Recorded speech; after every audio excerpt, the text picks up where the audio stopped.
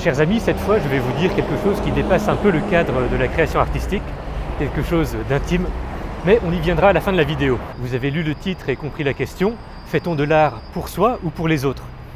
C'est une question fondamentale et je vous propose de l'explorer aujourd'hui. Le projet Créer une œuvre en 8 semaines commence aujourd'hui, 1er octobre. Si vous voulez relever le défi, toutes les explications sont dans la vidéo. Réalise ton rêve avant Noël. Le thème que j'ai choisi parmi ceux que vous m'avez proposé est le nom. J'en profite pour vous remercier pour vos retours si chaleureux pour ce premier mois d'existence de la chaîne. Enfin, je vous invite à partager cette vidéo, à mettre un pouce bleu et un commentaire. Merci. Écrivez le roman que vous avez envie de lire.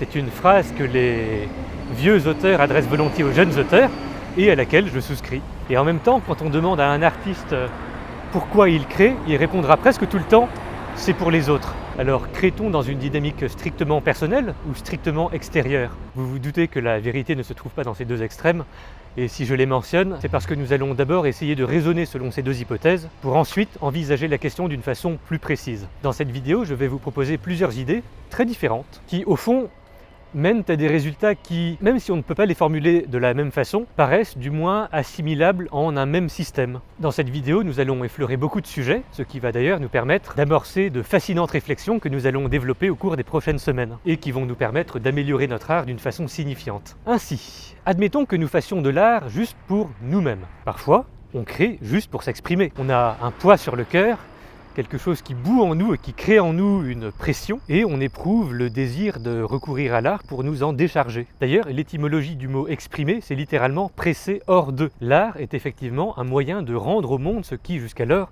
n'existait que pour nous. C'est en quelque sorte, pour les émotions qui nous agitent, un moyen d'accès au monde. Mais une fois que c'est sorti, que faire de ce produit, de ce trop-plein structuré? Laissons cela de côté pour le moment, nous y reviendrons tout à l'heure. Regardons maintenant ce qui se passe si nous partons de l'opposé.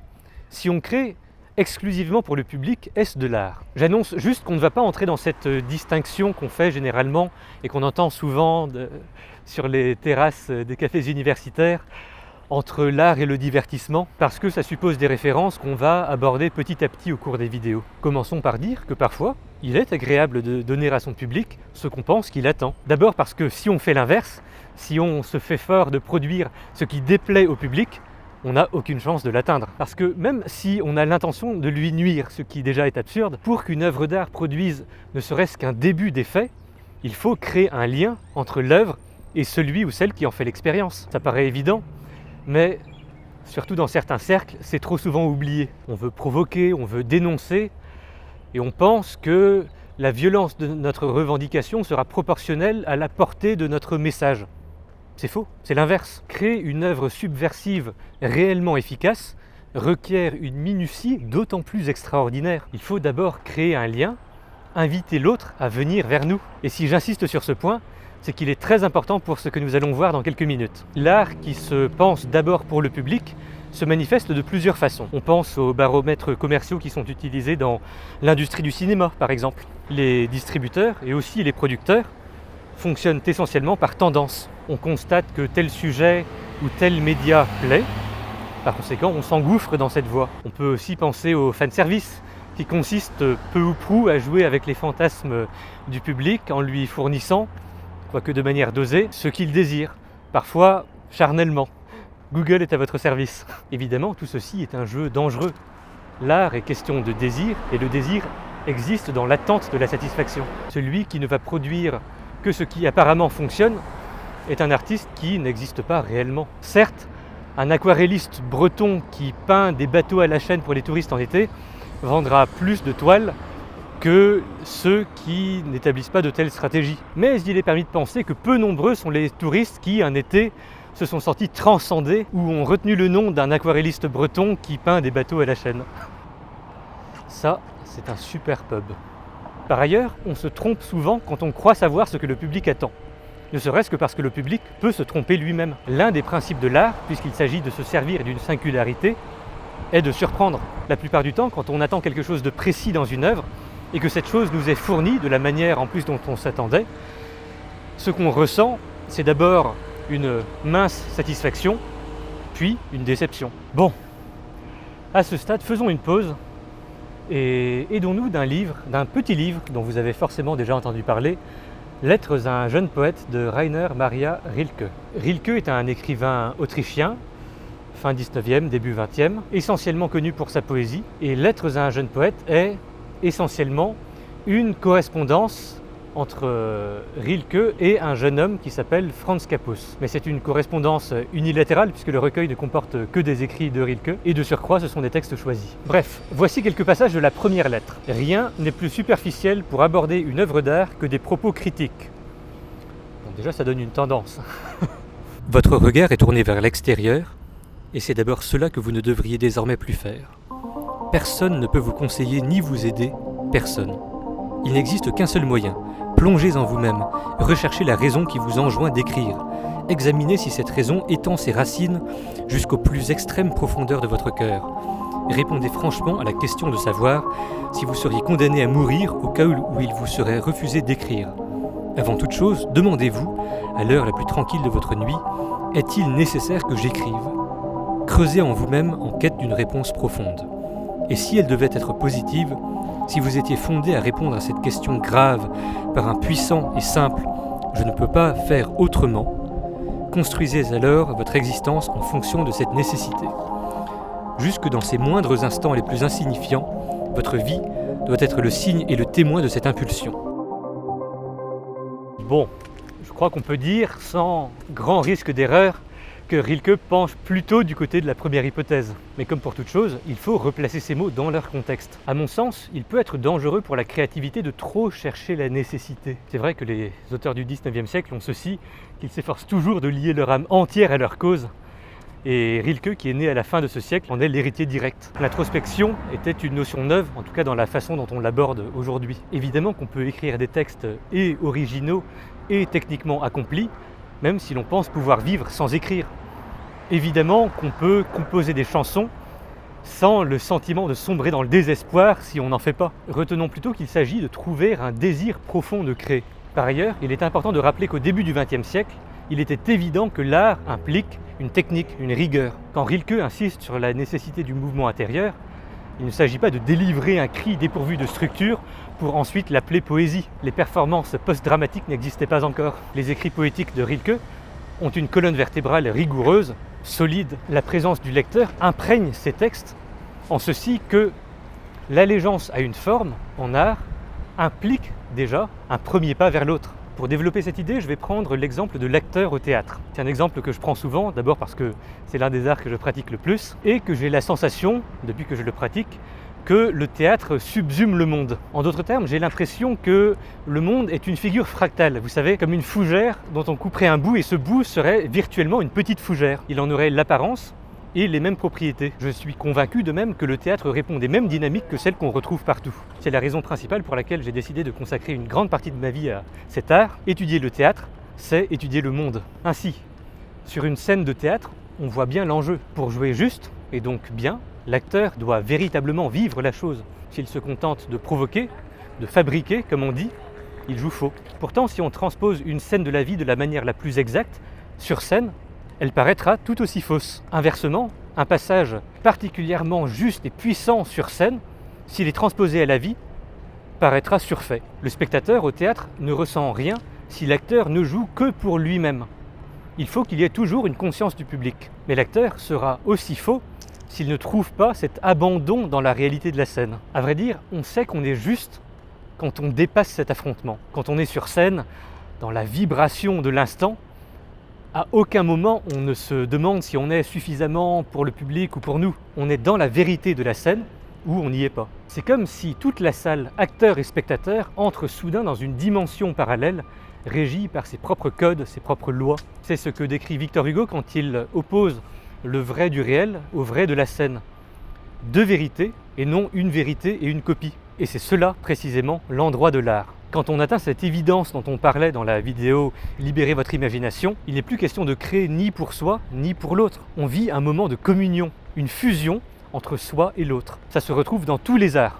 Je crois que c'est Marthe Robert, sauf erreur, qui évoquait la dimension du roman, à peu près dans les mêmes termes. Et hop, changement de luminosité, parce que ma dernière phrase c'était il y a 3 heures, la magie du montage. Bref, Un autre exemple concret, quand on essaie par exemple d'imaginer un récit, que ce soit par le moyen d'une BD, d'une comédie musicale, même d'un documentaire.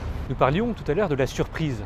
Le jeu est de créer de la tension, de faire naître dans l'imagination du spectateur un certain nombre d'attentes pour qu'il se demande comment tout cela va se résoudre. Parfois, on le satisfait, mais le plus souvent, on le dépasse, on le surprend, on le subjugue. Il en est ainsi de tout bon récit. Si vous ne présentez, disons, qu'une succession de tranches de vie, vous n'aurez pas raconté d'histoire et vous n'aurez pas atteint votre spectateur. Car parfois, on se dit qu'on voudrait dépasser le concept de narration, on fait des transitions absurdes pour avoir l'air subversif, on évite de provoquer l'émotion parce que l'émotion n'est pas intelligente. Bref, on cède, encore une fois, à la peur d'être jugé. Je voudrais aussi prendre l'exemple de l'art oratoire.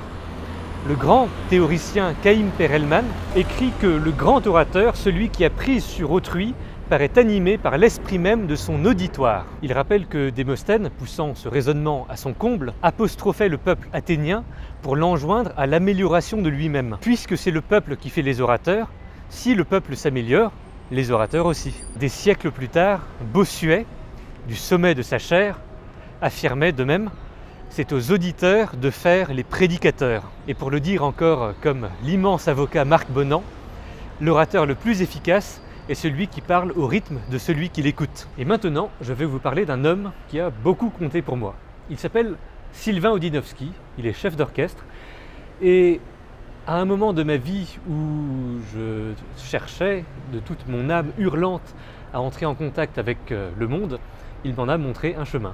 J'avais 18 ans, j'étais en 3e année à l'ESSEC, et je me remettais d'une dépression, due, entre autres innombrables facteurs, à une timidité maladive et à l'abîme métaphysique dans lequel me plongeait la lecture conjointe des jeunes hegéliens et des économistes de l'école autrichienne. Et puis je découvre dans un nouveau cours un professeur qui explore les dynamiques de groupe, les rapports de prédation, le rôle du chef, pas seulement par le moyen de la sociologie, mais par son expérience de chef d'orchestre et par les observations dont est capable un esprit formidablement libre. Grâce à lui, j'ai appris à accepter l'absence de sens et même j'ai découvert la puissance du non-sens. J'ai redécouvert la beauté, j'ai appris à assassiner perpétuellement mon ego avec une alacrité que je n'avais pour ainsi dire jamais connue. Sylvain Audinowski nous faisait parfois répéter cette phrase « Quelle émotion! Je suis une contribution !»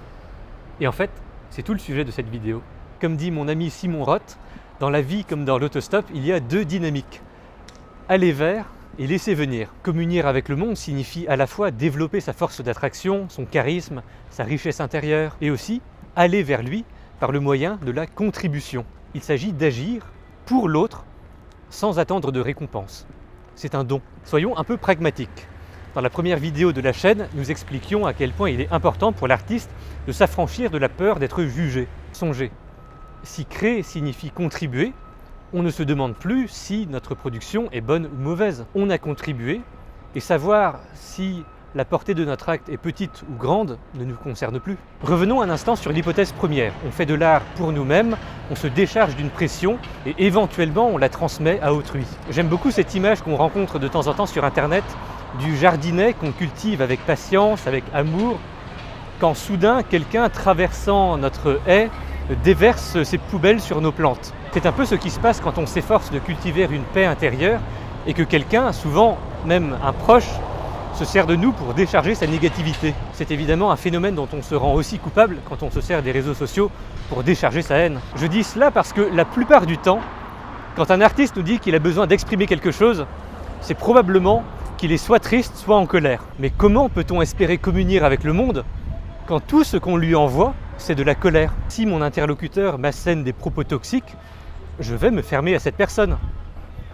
Si j'ai la sensation qu'une œuvre d'art m'agresse, je vais m'y fermer. Agresser l'autre via un art supposément brut, sous couvert d'authenticité, ne rime à rien, puisque l'art est déjà un biais, au même titre que le langage. Les gens qui s'infatuent de parler cash essaient juste d'auto-excuser leur propre brutalité. Et en passant, parler comme ça vient n'est jamais une vertu, et encore moins un gage d'honnêteté.